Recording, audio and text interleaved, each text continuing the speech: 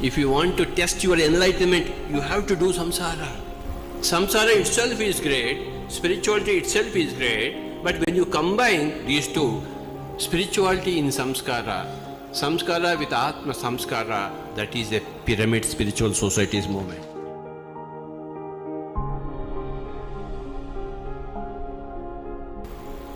If you want to test your enlightenment, you have to do samsara. Without samsara, your enlightenment is not tested. Your self is not tested.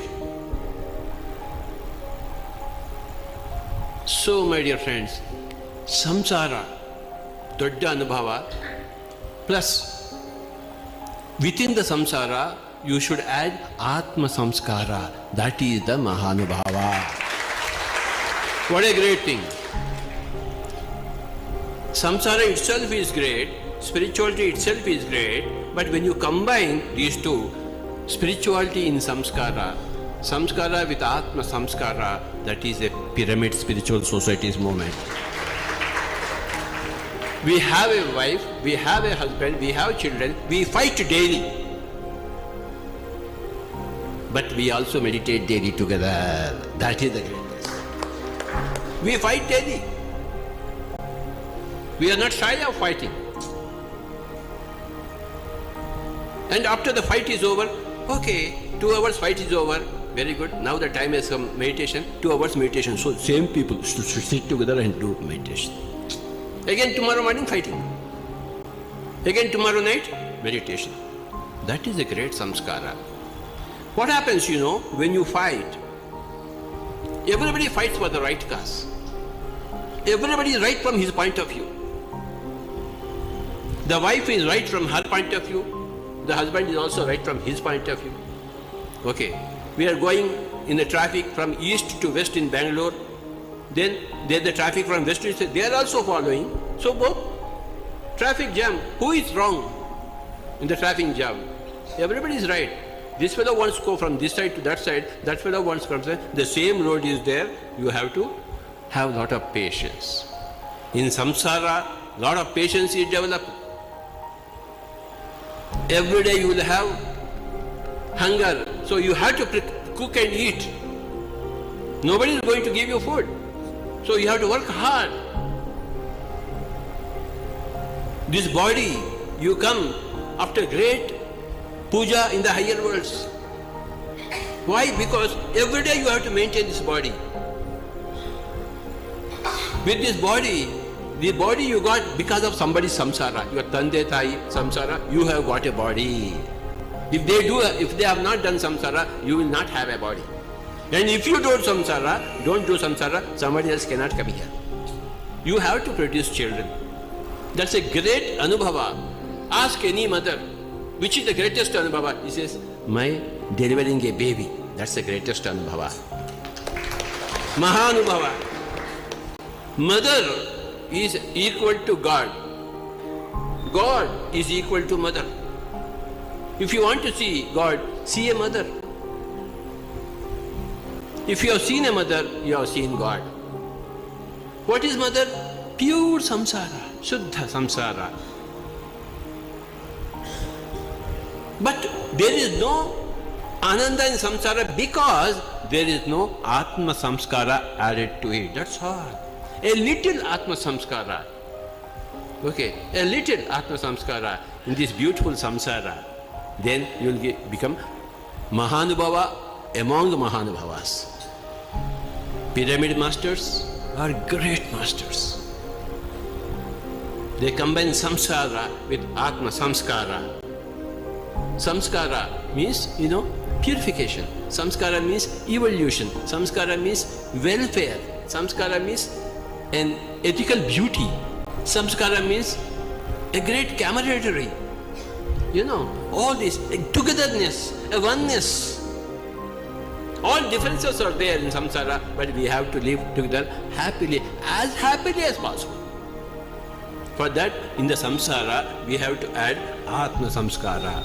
To get atma samskara, you have to do meditation.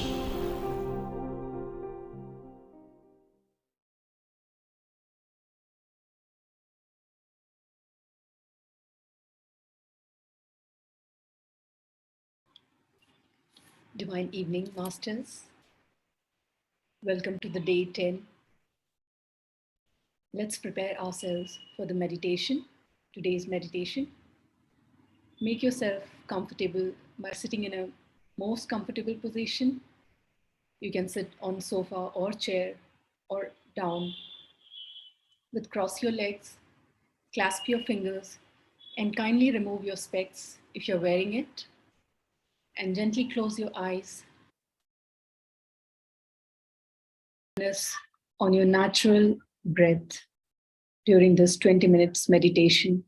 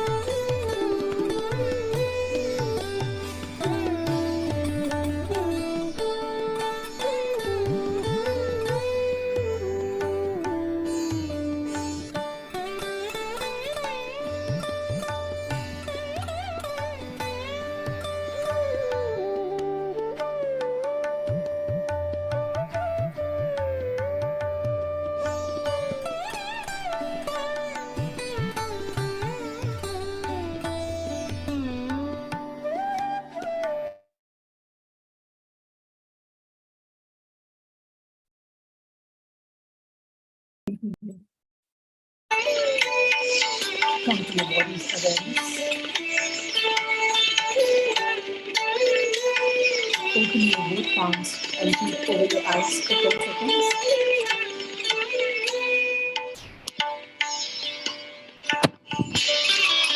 And slowly open your eyes.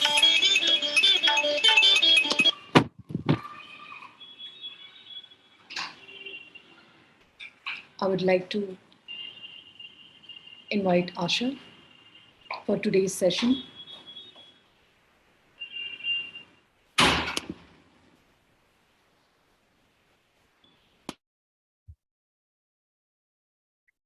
Atmavandan Masters, thank you for joining today's session. I hope you all have been having a wonderful learning experience in the Holistic Buddha program. So today we will be covering the topic of intermittent fasting.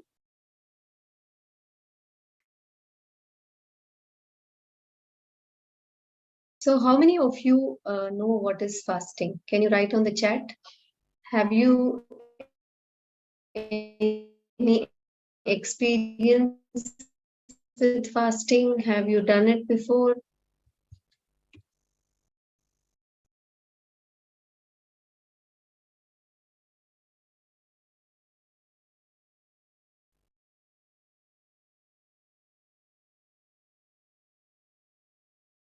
Great. So some of you have experience with fasting. Even if you have not had experience, I'm sure you have heard about it. Yeah, many people have been doing it, fasting or not eating anything. Okay. Okay, so this seems to be a very advanced audience. Many of you are already doing it. So we will just be covering some theory part of it. So fasting has been is a very ancient modality which has been used in many cultures around the world, right? So in many religions around the world, fasting has been propagated as a means of spiritual development, as a means of body purification, for mental strength and many other things. Like we have Navratri fasting, we have Ramadan fasting. So periodically, usually along with the change of the seasons, our spiritual leaders knew very well that the general population, which has been, indulging in food non-stop, would need a break, and they prescribed fasting very cleverly as a means, as they combined it with religion, and they made some rules, about when people should fast. So today we are mainly going to be speaking about therapeutic fasting. That means fasting for health. So fasting basically means we withhold any kind of powers from the body, which through which the body gets a thorough rest, a complete rest from any kind of digestion. So Smita in earlier sessions has told about how digestion takes almost 80% of our body's energy, right? So digestive process requires the secretion of many enzymes, the participation of many organs of the body, and along with the kind of complex foods and the kind of the fast foods and other thing which people eat all the time, our digestive organs are basically overstimulated and overworked. So we know that when anything is overstimulated and overworked, over time that part is eventually going to slow down and eventually going to give way. So in order to mitigate this, in order to give proper digestive rest, in order to give all the organs of the digestive system a break from doing the job continuously, we need to provide fasting for the body. Okay, so fasting not only works good for the body, it also works well for the mind, because remember, everything is about conservation of vitality. Smita in earlier sessions has spoken about vital energy, right? So it is the vital energy or the prana shakti of our body which is doing all the actions of our body, right? So through fasting, we conserve this precious resource of vital energy so that we have more of this energy available for critical stages of our life, or to use it where we really want to. So today we are going to cover more about intermittent fasting. So let's see what is intermittent fasting. So fasting is not unnatural and fasting is not a new concept. Actually, humans have lived as gatherers for 99% of our existence, which means our ancestors used to travel for long distances over foot as a tribe, looking for food, climbing trees, gathering fruits. This is before we started doing agriculture, right? So it is very much possible that depending on the weather conditions, whether it is drought or famines, or even the unavailability of fruits in certain seasons, our ancestors wouldn't have had access to fruits all the time. So our body has adapted over time to go for few periods, extended periods of time without food. Actually, our body is not as fragile as we think. When people think about fasting, they immediately get scared, right? They think that food is needed all the time. Without food, we get no energy. Smita has explained in earlier sessions that it's not food which gives us energy. Energy comes from the prana shakti within us. So continuously engaging the body in digestion of food will lower this prana shakti. So actually our body, due to this evolutionary mechanism, has evolved to go for certain periods of time without any food. The body has enough backups, the body has enough reserves to take care of contingencies where we have to go for periods of time without food. And keeping our stomach full and busy all the time interferes with our physical, mental, and spiritual development, because it is rapid leakage of our prana shakti, right? So you can see that, uh, let's say, even one meal which is heavy, right, makes you sleepy, you will not be able to meditate, and you will feel you will have a kind of brain fog, right? All these things show that all the body's energy has got diverted towards digestion. So imagine if we do this thing day after day, every meal after the other. So it's a lot of drain from our system. And if you observe, animals and even young children who are not yet conditioned by our ways of eating, they provide enough gaps between meals, right? For example, if you keep food in front, if you keep food in front of a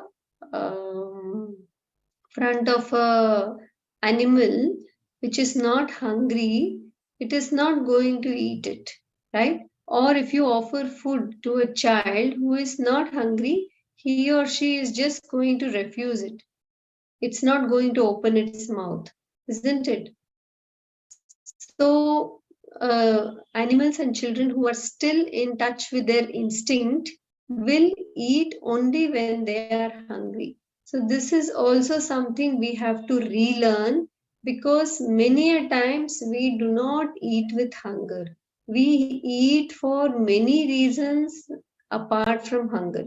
We eat because it is time, because we need to leave home, we need to catch the bus, or we need to travel to work, or we eat because it's a specific time, or we eat because food has already been cooked and it is hot.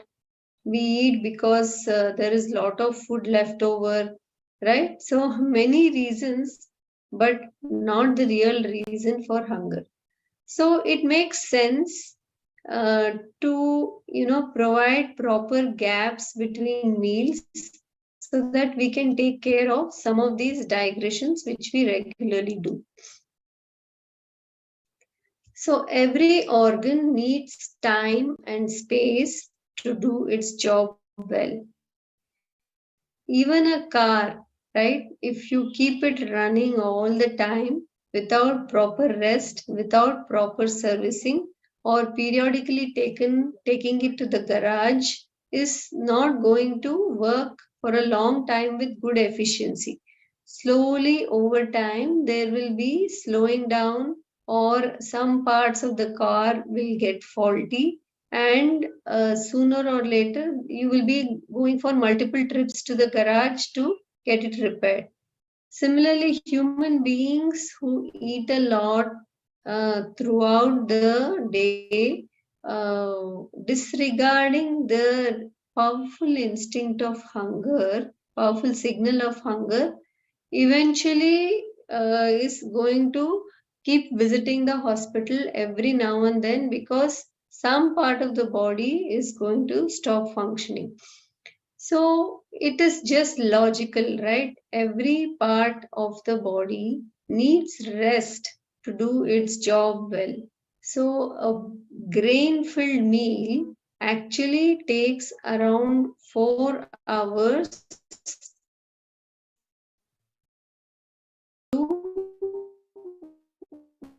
get properly digested. This person is good. So as we age, definitely our digestive system slows down.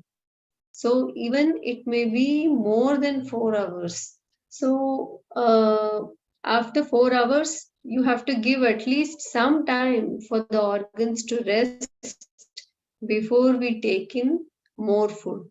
So providing enough gaps between meals enhances digestion, assimilation, and excretion. So not just digestion, assimilation is the process by which the body rearranges certain things inside. So actually our body has enough reserves of all vitamins or minerals or whatever it is. So many people say that they have iron deficiency, or deficiencies of other minerals and all that, right? But actually the fact is that those reserves are already there in the body. So the body has stored it in its organs and tissues, but the body doesn't have time to reach out to those uh, reserves and bring it to circulation and make the balance of the body all right. Because what is happening is the body is kept busy with digestion all the time. So digestion always gets first priority.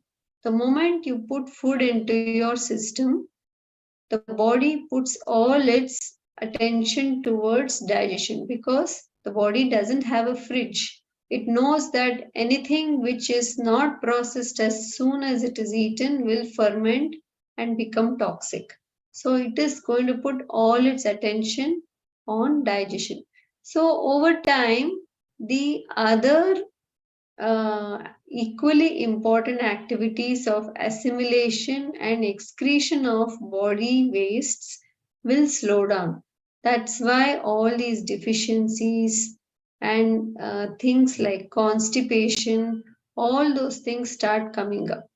So through this proper intermittent fasting and eventually longer fasting, many things improve: constipation, muscle growth, aches and pains, chronic diseases, especially things like tumors and cancers, all of these will improve, even obesity. So, what is obesity? Obesity is basically the toxins are stored in fat cells because the body hasn't had an opportunity to throw them out.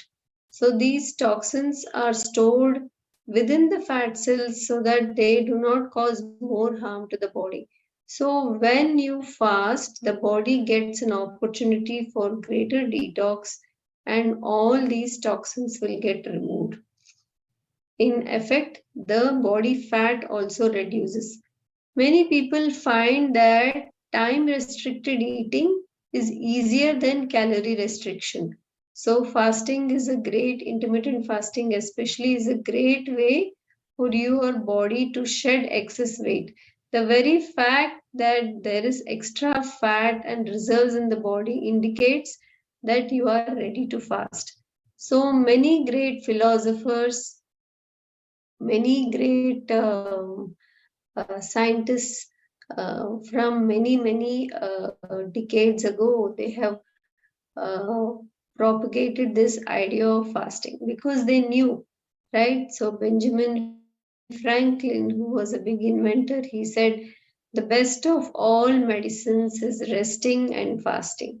So when you fast, you give digestive rest, and when you rest, you give rest to your senses, you give physical rest, you give mental rest, and in effect, you are giving total rest to your body. Now, I have a question for all of you. When is the time when you naturally feel like fasting? Can you write on the chat?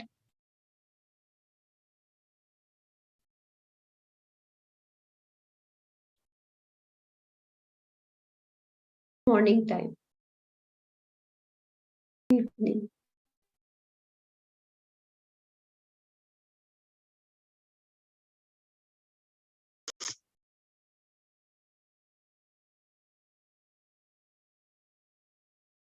Okay, so some people are saying morning, some people are saying evening, night sleep.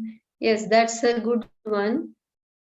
So when we are sleeping, we are naturally fasting. Some people are saying Ekadashi. So my question was, it's not because of any dictate like Ekadashi or any rule, but naturally your body is telling you it doesn't want food. Can you think of when that is? I think some people said morning or evening.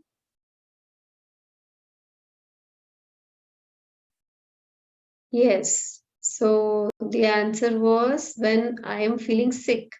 Yes. So when we are sick, when we are unwell, naturally there is bitterness in the mouth. There is disinclination towards any food. And actually, even if there is any food being made in the house, you kind of feel nauseous, right? Yes, Priyadarshini also brought in an important fact when you're emotionally not well.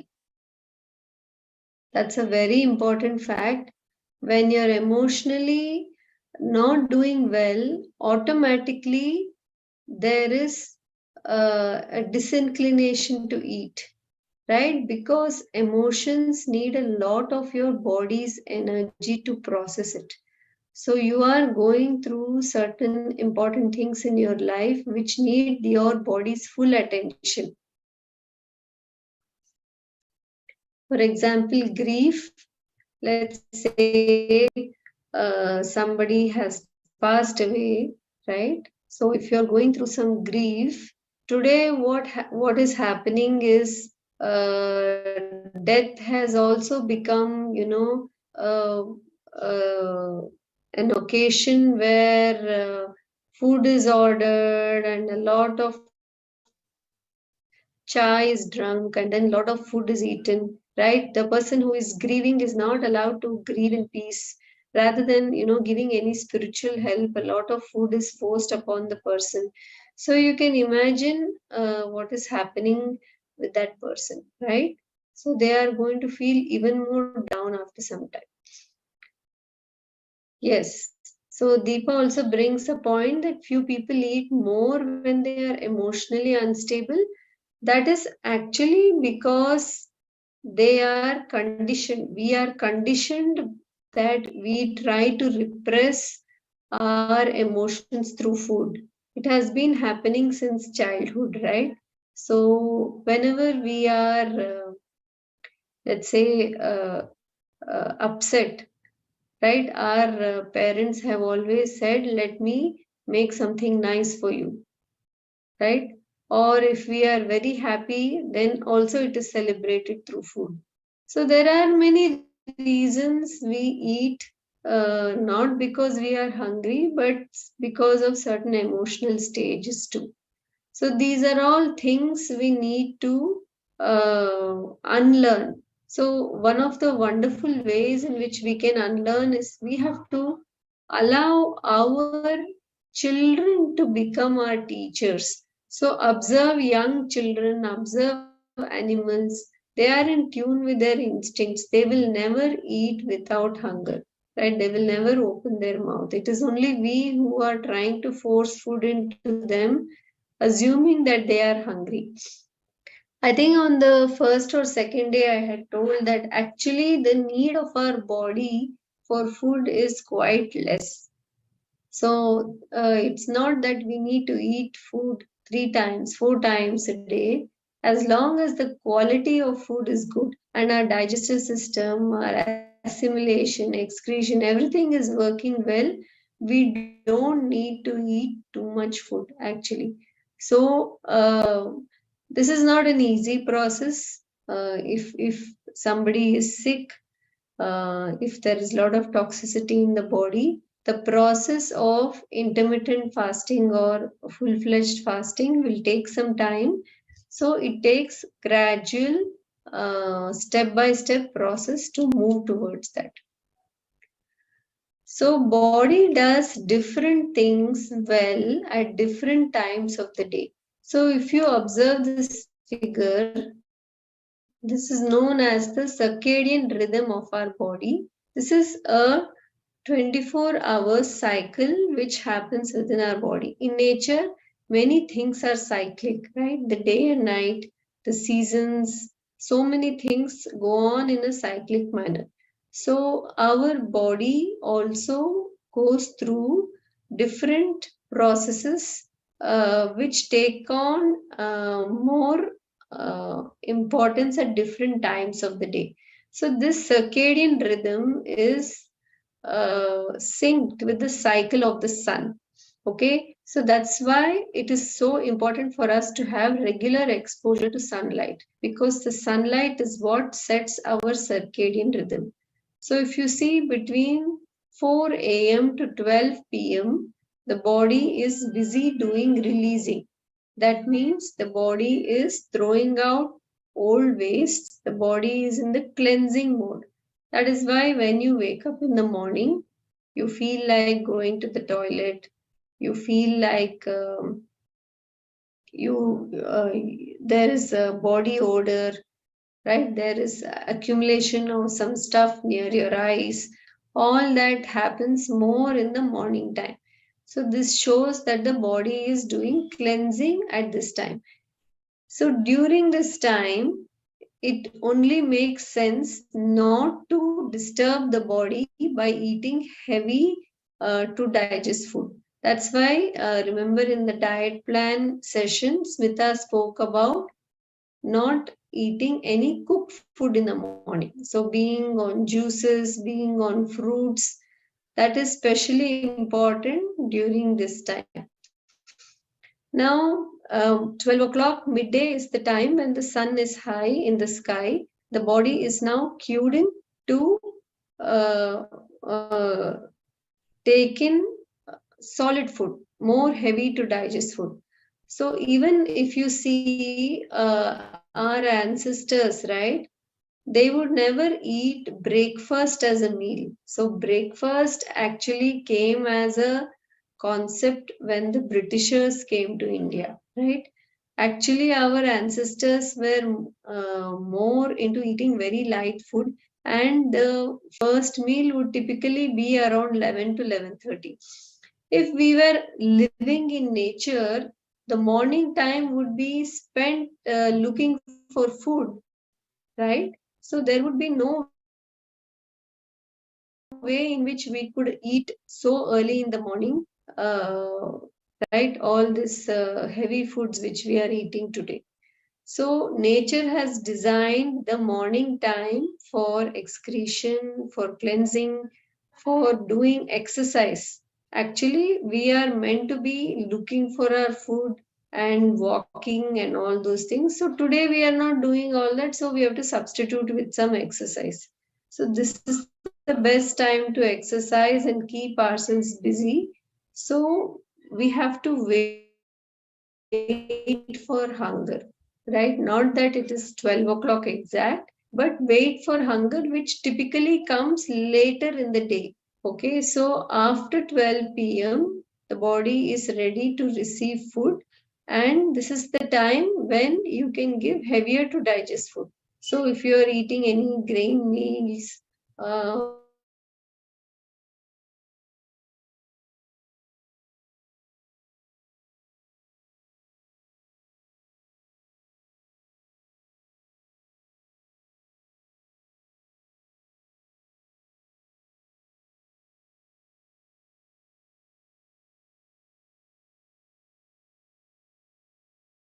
Asha, are you there?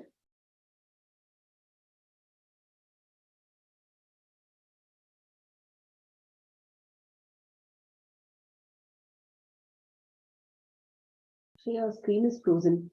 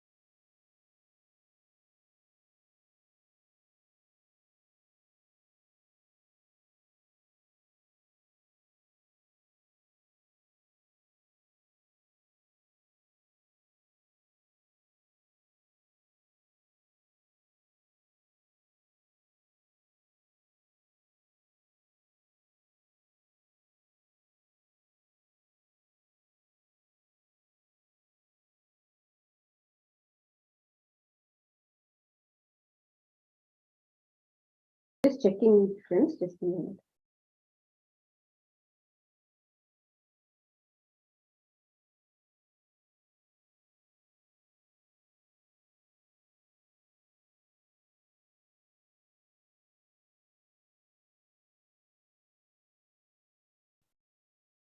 Okay.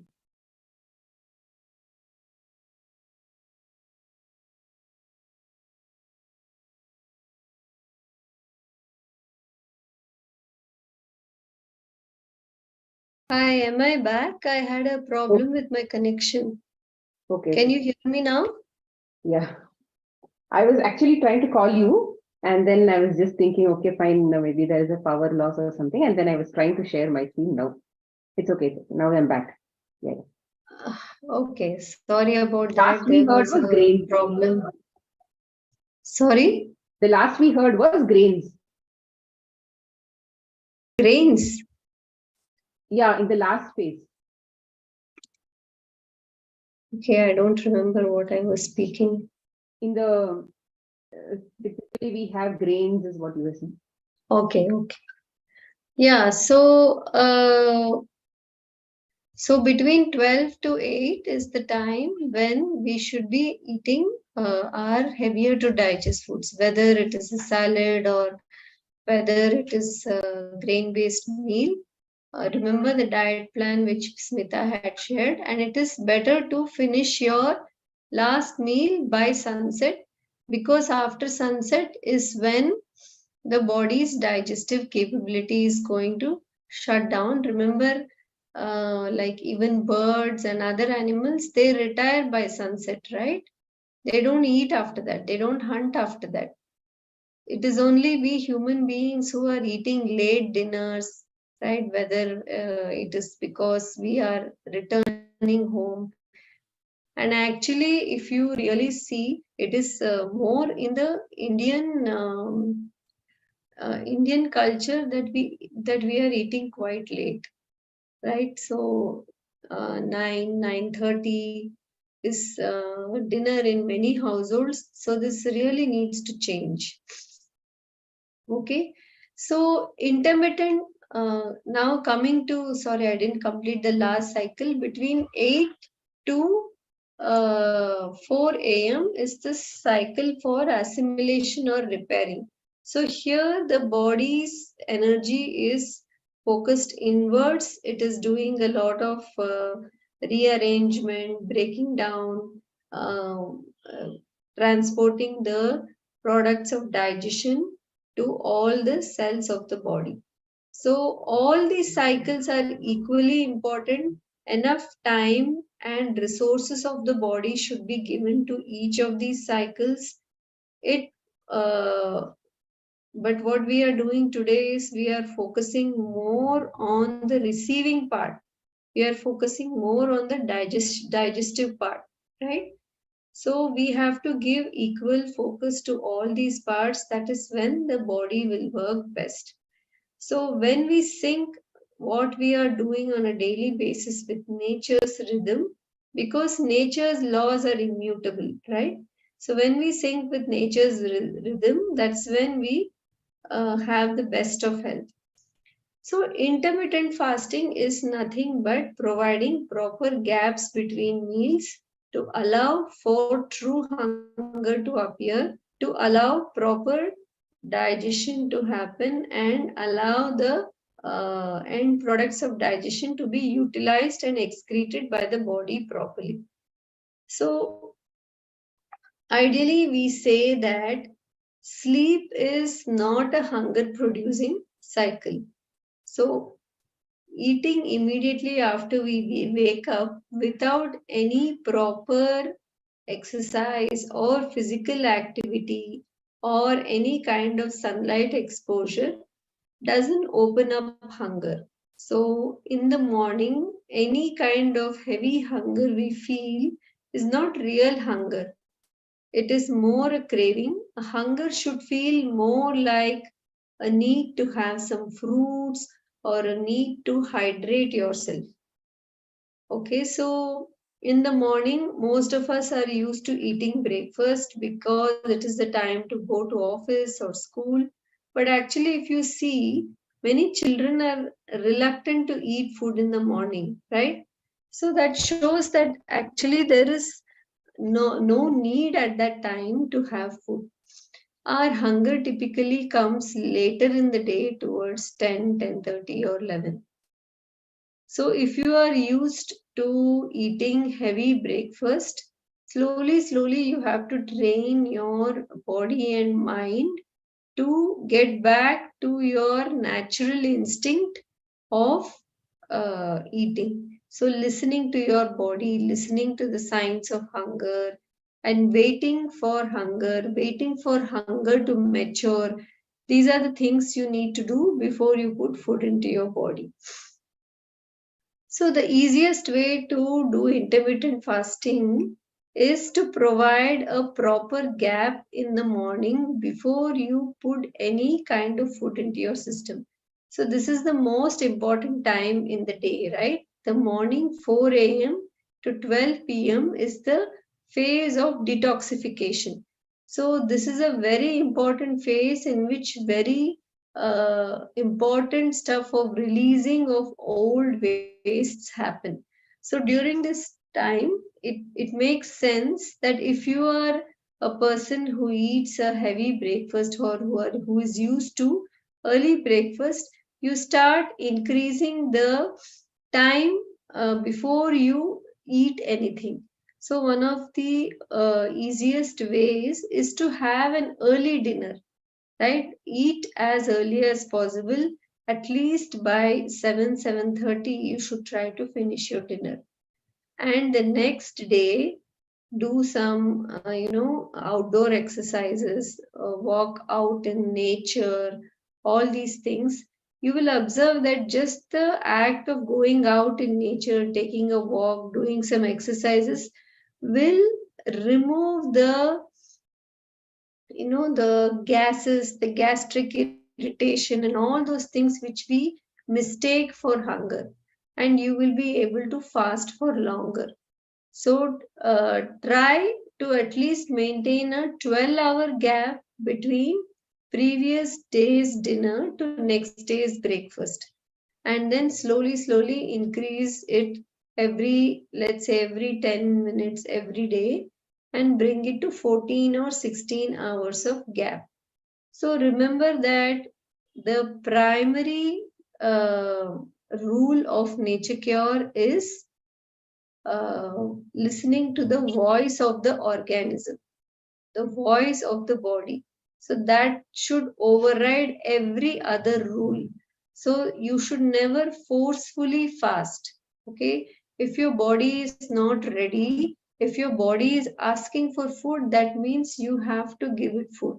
So food, remember Smita spoke about, actually our food is fruits only. Fruits and a few tender greens are our actual food. So whenever we want to fast, we should not do with any fixed rules in our mind that I need to cover 16 hours, and at the dot of completing 16 hours, then I will eat. No. Every day, the needs of the body will change. It depends on what time we slept previous day, what activities we did previous day, the today morning, right? Our mental state. So many things factor into this.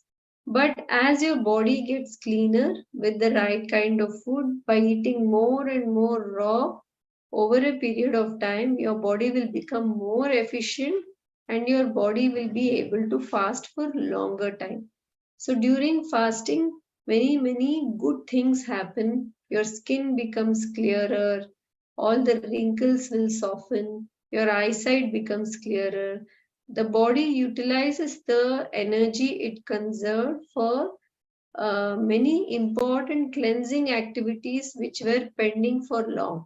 For example, if there are tumors or cysts, the body autolyzes them. That means the body breaks it down with the action of enzymes. See, everything, the body has the intelligence within itself to do the job. We don't have to worry about where the tumor is, where the cyst is, or where some other health problem lies in the body. The body has the intelligence to know exactly where is the problem. All that it needs is, it needs proper time and space to do the job properly. So by doing fasting, we provide that opportunity for the body. So every time the body gets the time, it is going to remove all the unnecessary stuff first. So all these toxins, all these tumors and wastes, those will get the first attention first.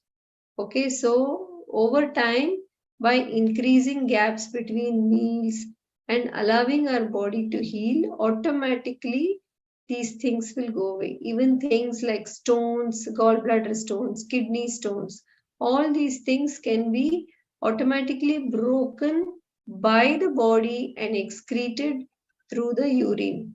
So even if you have been somebody who's taken a lot of medicines in the past, and there are a lot of these medicines still in your system, By doing this kind of fasting, you will be able to help your body throughout these medicines. Okay, so intermittent fasting is the first step towards longer fasting. Intermittent fasting, as I said, is providing proper gaps between meals. And once you get used to it, once you've trained your mind and body, you can go for longer fasting. Actually, as many of you already mentioned, you will be fasting when you are sick, when you are mentally not well, when you're physically not well. For example, I've been running a fever for the past 2 days and I haven't eaten anything. I haven't eaten anything except for water, and I feel much better today. I have been listening to my body. I didn't feel any hunger. So we are already used to periods of time without food. So we are just extending this concept, and there are many benefits for this kind of longer fasting. For people who are very, very sick, who have many health issues, there are nature cure practitioners, naturopaths, there are nature cure centers where you can go and do supervised water fasting.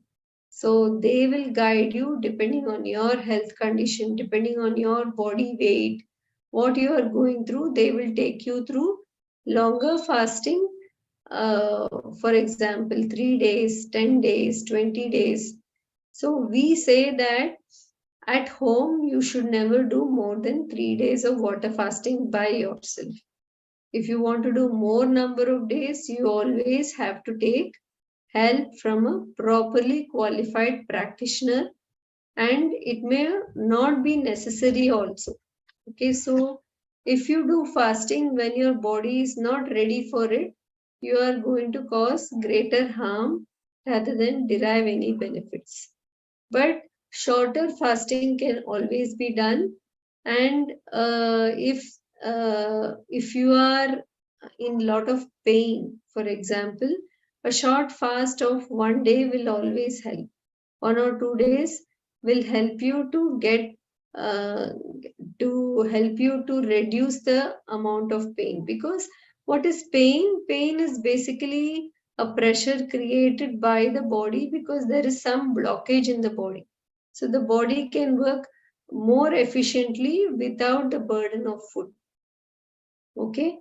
Or if you are going through some big emotions like grief, or you are preparing for some exam in which all your mental faculties are needed and your focus is really not on food, then you can fast. For example, when I went to write my naturopathy exam, I fasted till I finished the exam because I wasn't really hungry for food, and I found that I could focus and write my exam better when I was without any food in my system. So this capability is different for different people. There is no competition. There is no success or failure or anything like that. The only rule is listening to your body. So depending on how much you can do, what you can do, please do it as per your capability. And typically, uh, fasting is only water fasting. That means fasting with water. But if you're not ready for that, you can still give digestive rest to your body by going for juice fasting, right? Just being on juices for 2-3 days, or just being on fruits for a few days, or just being on grain free for a few days, right? So these are other ways in which you can still give digestive rest to your body and derive some benefit. But the most powerful of all is water fasting, which has to be approached in a step-by-step manner. Over time, you have to train your body. So this is what I had to explain today. So now, now we can take any questions. Asha, somebody asked, can you share a nature care water fasting center details with us? In nature cure water fasting? Is there any water fasting center here in India? I don't know where you are from, but almost every naturopathy center, nature cure center will offer water fasting. You just need to call and check with them what facilities they offer. And make sure that this nature cure center has, it's actually in nature, right? There is a lot of greenery and all that. Because when you're fasting, your input to the body has to come from fresh air and sunlight. And if you are going to some center which doesn't have all this, then it will not work well. What all is allowed within the 16 hours of fasting? Ideally, it's only water. So don't fast without water because our body does need water. So as and when your body indicates thirst, you can keep sipping water. I am a breastfeeding mom, and can I go only with fruit juices for a day? Yeah, one day should be okay. You can do juice fasting. What to eat if you are? Is there any reason why she wants to do juice fasting? Yeah, I don't know why she wants to do fasting. So ideally during pregnancy, during breastfeeding and all that, you have to be more careful. You have to listen to your, like your body and then only do it. So if you are anemic, Mamta asks what to eat if you are anemic. So Mamta, remember as I said, iron deficiency is more of a problem of assimilation than intake of food. So short fastings, intermittent fasting is really going to help you with any kind of deficiency. Okay, along with that, eating natural foods, eating more raw, plenty of fruits, a few greens, all these things are going to help you with anemia. So external supplements like iron supplements, etc., they are only going to do patch-up work and they don't really solve the problem. During intermittent fasting, can we take vegetable juice before we eat fruit at 11 a.m.? That cannot be considered as intermittent fasting because anytime you take anything apart from water will be taken as breakage of the fast. See, again, I want to reiterate what I said. You have to go with how much your body can do. So there is no rule that you have to do 16 hours from the day one, right? So go with how much your body can fast, what is your hunger levels, and then do it. So if your body is feeling real hunger, yes, then you can have your vegetable juice. Can we have coconut water or some other juice with, I think you already answered this. I finish my dinner around 7:30, then around 9 a.m. I take vegetable juice, then around 11 a.m. I take fruits. Is that okay? Yes, that's fine. So you've given almost a 14-hour break. So then again, my question to you is, are you eating because of time? Okay, 9 a.m., it's 9 a.m., now I have to take my vegetable juice. Now it is 11 a.m., I need to take my fruits. Are you really waiting for hunger and doing it, or are you eating because it is time? So this is something you need to think about. Under what circumstances should one want to do water fasting, or is it something that has to be done regularly for maintaining health? Yeah, good question, Divya. As I mentioned, water fasting, the body will indicate, right? So if you're in a lot of pain, if your digestive system is not working well, or if you're not in the right mental space, or if you're not having any attraction towards food, right? These are the times in which automatically your body, or or if you are having fever or cold or cough, in which the senses are telling you that there is no attraction for food, these are the times in which you can go for water fasting. But even as a regular maintenance of your health, because we are not living in an ideal environment today, right? There is pollution, there is pollution through food also, and of course, all said and done, we do eat food when we are not hungry, because we have certain celebrations or we go visit relatives. So even otherwise, there is food which has gone into our system and we are not ready. So I would say once a week you can do a fasting. So whether it is fasting on juices or whether it is fasting on just water, if even if you cannot do one full day, you can do 3/4 of the day. So from, let's say, or half day. If you have not even done half day, then start with half day fasting. If you are okay with half day fasting, then move to 3/4 day fasting. So remember that every fast should always be broken with some easy to digest food. Okay, either some juice or some juicy fruits. It should never be broken with a cooked food. That's why we say that even after uh, the night sleeping and the morning breakfast, the breakfast should always be something raw, right? Because that's the ideal way to break the fast. That's the most gentle way to wake up your digestive system. What are some certified professional naturopathy courses from which institutes? How long is the duration of the course? So, naturopathy as a course, I think, is 4.5 years, right, Smita? Yeah, It's but then what just, we're teaching is not naturopathy. yeah, so this is just like, a professional medical degree like uh, Ayurveda or any other medical degree. So that there you will get the degree of doctor.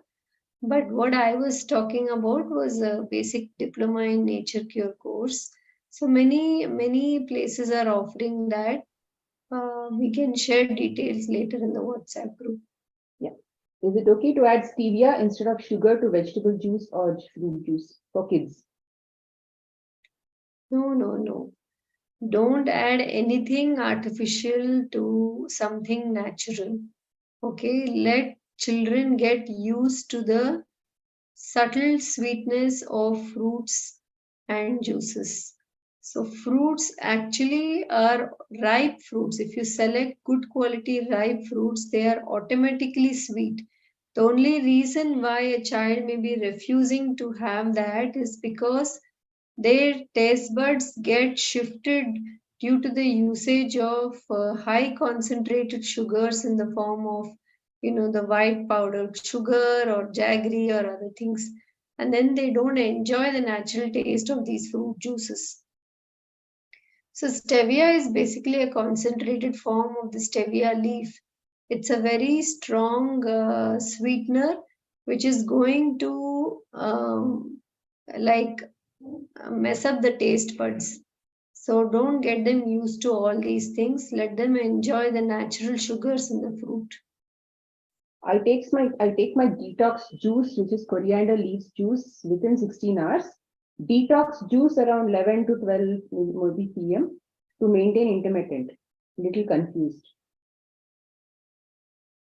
Yeah, whether it's a detox juice or any other juice, within 16 hours is breaking the fast. So it's only water which can be considered Yeah. See, actually, during a fast. what Asha has been telling is you don't say that you're doing an intermittent fast if you're actually having a juice. If you're having a juice, it means that your body is still yet to go through a lot of detox and you're actually becoming hungry within those 16 hours, 14 hours. So if you're hungry, it means that your body is still not ready for that 16 hours and 14 hours. Then you can take those juices and still not call it intermittent fasting. You can say, I'm just fasting for 8 hours, 9 hours, or whatever it is. So over time, as you continue to keep detoxing yourself, your body will naturally not be hungry till 16 hours. Yeah. I'm doing intermittent fasting for 2 years. I eat in between 12 to 4 p.m. I eat fruits and soaked nuts at 12, and at lunch, big bowl of raw salads, and then cook food after 4 p.m. I don't feel hungry, so I don't take anything, but I'm still anemic for the last few years. Okay. I eat Takes fruits food and soaked between nuts 12 at to 4 12. p.m. Fruits at 12, then lunch somewhere in between. I mean, aren't you eating too much in the very short window? Yeah. And you're giving a very long break. So Mamta, as I said, don't go, don't repress the voice of the body. So if you are hungry, you should eat. See, at different times of our life, our body will change its hunger cycles also. So we have to go with what the body is indicating to us. And along with food, you also have to look at certain other things. So in tomorrow's session, we'll be talking about therapies. So there we will talk about other elements of nature which we have to really think about apart from food. So food is only one part of health. There are other things also we need to think about. So we don't know your entire lifestyle. We don't know how much rest you're taking, what is your mental state, how much do you connect to nature. All these things we don't know. So everything put together, is what brings health. And also, if somebody is taking medicines, that also can create deficiencies in the body. And So also please, yeah. anemic problems and all those things are in the blood. So how much are you hydrating yourself? Are you dehydrated? And the blood is actually not very clean, suffering, it's not moving, things are not moving. So you look, in one of these classes, I mentioned about all those 7 or 8 points that you have to look at, energy vampires and all of those things I spoke about, right? In that class, just take a look at what are the points that you are not satisfying and which points you are overdoing. So just think in that angle. Can intermittent be done 3 times a week? Will that be fruitful? Yeah, you can do it every day. You can do it every day. What about folic acid before pregnancy, before and during pregnancy? Folic acid before and during pregnancy. You don't need any supplements. Your body will make what is needed. Pregnancy can be done if you're following the natural lifestyle. You can have a healthy, happy pregnancy without any supplements. But please just don't take our word for it.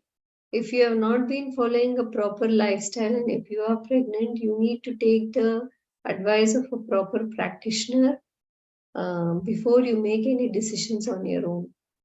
Also, you should actually have followed a good and a clean high raw path many months before you actually become pregnant, so that your body is already clean by the time you hit that pregnancy cycle.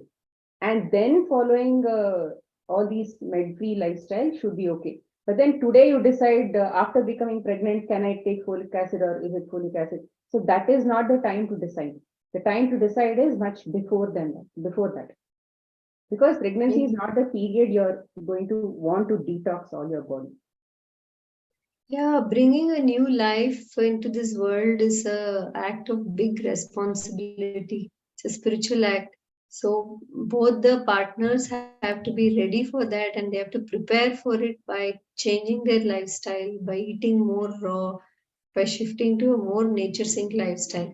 then the baby which is born will have such good health, will be really a child with no health problems, and it will be really thriving, whether it is mentally or physically. We had some children like that who are doing very, very well, and their cognitive development, their physical development is all very good. Is dry fasting good or bad? I wouldn't advise dry fasting because the body needs hydration for many important activities. And for detoxification, a lot of stuff gets sent out through the urine, right? So the body needs water or fluids for proper filtration. Dry fasting, if done for extended periods of time without proper hydration of the body, can be very damaging. So don't do dry fasting. Are there any constraints or changes generally recommended during menstruation with regards to fasting, or we listen to the body and take a call? No, menstruation is just another physiological act of the body. There is nothing special which you need to do at that time. You can do fasting even during that time. During winter, it's very cold here. How can I get vitamin D? Do vegetables and fruits have vitamin D? Yeah, see, actually, man is supposed to be a tropical animal. So we thrive best only in tropical climates. So definitely during winter, our health will suffer a bit because of the lack of sunlight. But even in winter, there is day and night, right? So there is sunlight. So even if it is cold, maybe you can go out when it is slightly warmer. Maybe during the midday, you can go out and take some sunlight, right? Or you can open the window and sit next to the open window and try to get some sunlight. So we have to do some things like this so that we can so that we can patch up. The only way to safely get the proper quantity of vitamin D is through sunlight. And fruits and vegetables also capture the energy of the sun, especially fruits. See, if you see, fruits take months together. So now there is a mango tree in my home, and I see flowers which have started in the beginning of December. Now, by the time that fruit that actually becomes a ripe fruit, it is going to be almost May, right? End of May. So almost 6 months that fruit is going to capture the energy of the sunlight, of the air, the water, and package it in such a beautiful tasting food. So definitely we do get the sun's energy packaged in fruits when we eat them. But the best source obviously should come right from the source. It should be from sunlight. So try to find when you can take some sunlight every single day. And vitamin D is stored in the body. So if you can get more during the summer than during the cold winter months, possibly for some time, the body can do without adequate sunlight. Do you have anything else to add, Smita? Actually, like Gaurav ji was here, right? He's a fruitarian, and he had some people who were following him on a fruitarian lifestyle, and then their vitamin D levels had basically corrected itself within 3 months. So fruit, like Asha said, has all that sunlight, and mangoes and whatever, all the fruits have been cooked because of sunlight. Okay. Prashant, can you please answer? You've raised your hands. Yeah. Thank you, Asha ma'am and Smita ma'am, for the session. I have a few questions. Number one is I've been doing intermittent fasting for almost 3 years now. So the last meal I take is before 7, and then before doing this course, I used to have my breakfast at about 8. So my body is used to that cycle. Now today you told an important point, that circadian, and then there is a craving, and then you said that there has to be a instinct of hunger. So I would like to know how to make out a difference between these two, because I do understand that to have plant-based diet, I should shift to having water, lemon water, coconut water first step, and my fruits by 12, and then I can have my cooked food along with salads later. But in this transition period, like my body is used to that, so it asks for food. But then I have been practicing for last 2-3 days that okay, I will not eat. But then I just want to understand how to differentiate between a craving and a real hunger. Yeah, craving is basically craving for a samosa or some spicy food or salty food, things which are not our real food. So hunger basically feels like it's a pleasant sensation.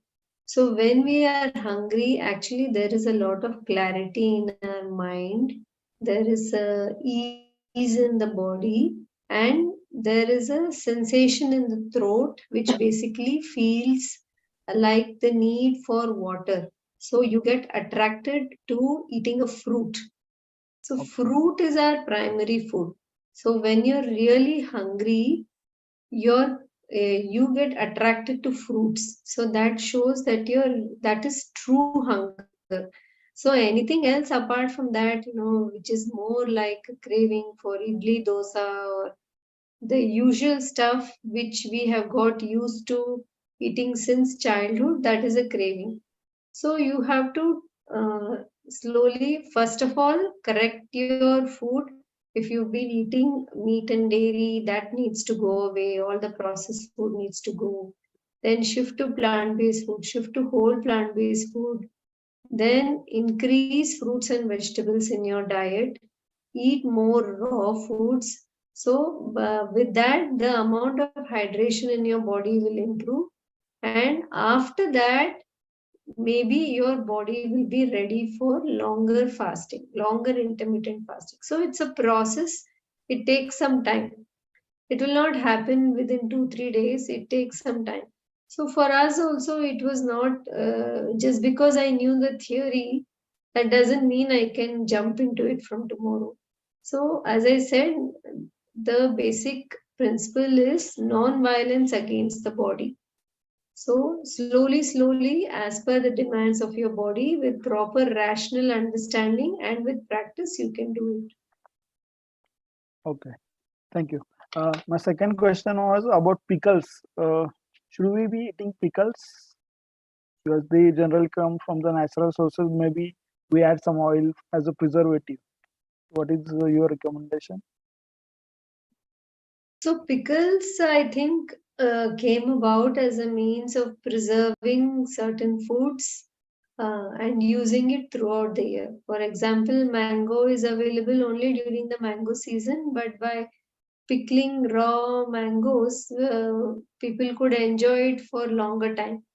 So pickles are not our natural food. First of all, they are stored foods, which means a lot of the prana shakti is gone, and usually some kind of preservative is used, whether it is oil or a lot of salt. So both these things are detrimental to the body, and pickles and other condiments make us overeat, right? So by adding a pickle to the plate, we can eat more. We can continue to eat even after we have filled our stomach. So these are best to be eaten very occasionally and not on an everyday basis. Pickles have high salt. Actually, that oil doesn't have to be used as a natural preservative. We have made oil-free pickles also in the past. But the thing is, the pickles have very high salt, right? And salt is a dehydrating agent. And when it goes into our body, we dehydrate. And then when our cells dehydrate, and that dehydration feels like a craving. So the more dehydration happens in our body, the more we crave for similar. It's like body is asking for the right foods, but then we feel that we want the same salty foods again. So it is like a mind is thinking about something else, body is asking something else. It's a vicious cycle. We'll continue to keep eating unless there is a break in such a activity, and then we'll fall sick. And then that's when we say, okay, fine, yeah, I think I overate because I need to stop. Okay. I think Thank I've you. answered some of the questions in the chat. I think the last question is Aman. I think after that we don't have time. So Aman, what was your question? Yeah, so I've been on this for a few months. I've been doing, but just recently, completely raw. I sincerely started recently, as yourself knows. But I have, of course, cut down on fat and all the dairy from long, and now recently my hormone, one of my hormones, testosterone, came in low. So the doctors are advising me, you need good cholesterol and fat, saturated fat, to make that hormone, otherwise it will drop. So I checked some research online also. It corroborated with what the doctors were saying. So what do you have to say to that? Or I mean, these guys. One thing I fail to understand is, of course, in nature cure, it all makes sense what our food is supposed to be, but there are. I mean, I couldn't find many research based or scientific group studies, but these guys have a lot of studies and research groups which they've tried and tested, maybe in a biased manner, but still they have some study behind what they're saying. So like what about it? Do we need good saturated fat to produce hormones, like especially testosterone and stuff, or what? See, actually, we don't need to worry what problem we have in our body. Whether it is hormonal imbalance or diabetes or thyroid issue or tumors, our only job is to remove the cause. 3 steps: remove the cause of the problem, then provide the right conditions needed, the right biological conditions our body is designed for, and the third one is to provide enough rest. That's it. So we just follow these 3 things by implementing what we have learned about nature cure, and over time the body will balance everything out and correct whatever has gone wrong inside. So there is no need, in my opinion, to go through research papers. Just like you said, a lot of it is biased. And see, every human body, not the human body, every human is unique, because we have our own emotions, our own family history, our own food habits. All those things are different. So applying what has been taken from research for this is not going to give you the same kind of results. No, but my question is again, like, as fruits are supposed to be our, like, that's what we gather from common sense, is supposed to be our natural food. Um what about fats, good fats? Should we, like, science has this, or modern medicine has this balance of carbs, proteins, and fat that we should have in our diet, right? In nature cure proteins, we argue that it's made up of amino acids we get from the fruits, and the body makes its proteins by its own, and the carbs are there in the fruits, of course. But what about fats, good fats? Do we as humans Yes, need good even fat? fruits have fats. Fruits have fats also. Even No, but lettuce has fats, fatty do we need acids. saturated fats? Do we need saturated fatty See, all acids? these are names given by modern medicines. LDL, HDL, triglycerides, saturated fats, monounsaturated. They have made it very, very complex. Just go for natural source of fats. These natural source of fats are present in fruits also. Fruits have fatty acids, which are the end products of fat digestion. So just like protein digestion of fats is very energy intensive. So if you are taking oils and other things to, make up for fats, it's going to eventually cause disease. So if you really want to have fats, fruits have more than enough fats. See, think about big animals like gorillas or elephants. Do they eat fats? They are just eating their natural diet, leaves, fruits, a little bit of tender stock, right? How do they develop such huge muscles? So it is similar for us. We are also biologically very similar to apes. Our biological capability is for the digestion of plant-based foods. But even otherwise, if you want to take a little bit of fats, you can use nuts and seeds a little bit, not more than a handful a day. You can take them after 12 o'clock, not before that. Apes apes mostly eat fruits and leaves, right? Oh, Yes, yes. okay. Thank you. Yeah. Thank you. Thanks, everyone. So you can take a few. See, regarding the testosterone problem, that requires more medical history to be taken. It requires more medical history to be taken before we understand what's going on. Okay. So I think we are done, Smita, today. Thank you, friends. Thank you for joining today.